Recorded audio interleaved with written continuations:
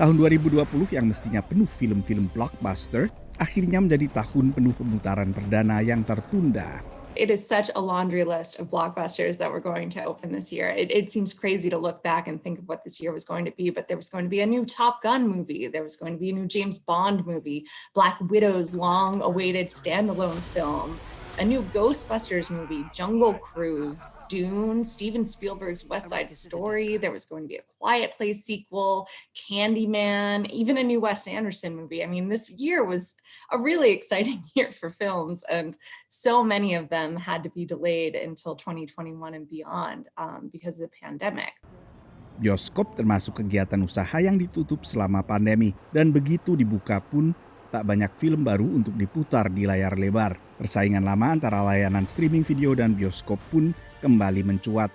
The pandemic has sort of hastened a lot of things that were brewing and bubbling up, such as home viewing, streaming, premium video on demand, day and date releases in theaters and on streaming, which is something that would have never happened before. And they've been sort of forced to experiment with all these different models. And, you know, sort of thankfully, this was also a huge year for streaming launches, you know, in addition to Netflix and Amazon, HBO Max and Apple and Peacock and, you know, all these services sort of came into the fore. So suddenly studios had somewhere to just put their content, Disney Plus too.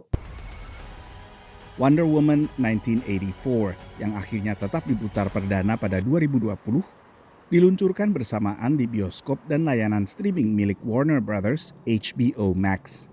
I really hope it is a limited time. I don't know why, they had to decide it about the whole year. I wish we could have waited and seen what was happening with theaters. And so, and I think how it went down was not great for a lot of the filmmakers. And so, I stand with those filmmakers and with the theaters, and I hope that we can all, as an industry, find a way to keep that theatrical experience alive. Action. Universal Pictures mengambil strategi berbeda dengan memperpendek jeda antara pemutaran perdana di bioskop dengan peluncuran di streaming ke 17 hari saja. Jauh lebih singkat dibandingkan standar sebelumnya 90 hari.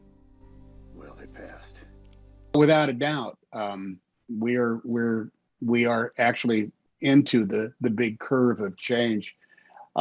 That I think has been due ever since people first had the ability to, what is it called, PVOD, pay for video on demand.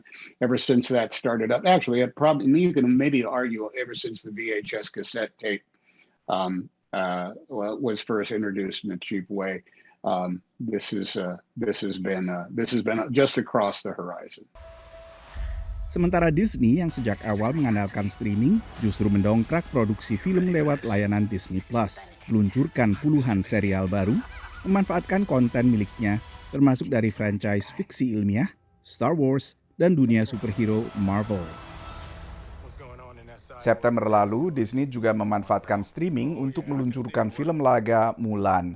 Lalu satu lagi pemain utama dalam industri streaming di Amerika Serikat adalah CBS All Access yang 2021 berubah nama menjadi Paramount Plus. Layanan ini mendapat tambahan pelanggan antara lain dengan sejumlah konten eksklusifnya dari franchise fiksi ilmiah Star Trek, yaitu Star Trek Discovery dan juga Picard. Dari Washington DC, saya Nova Purwadi dan tim VOA.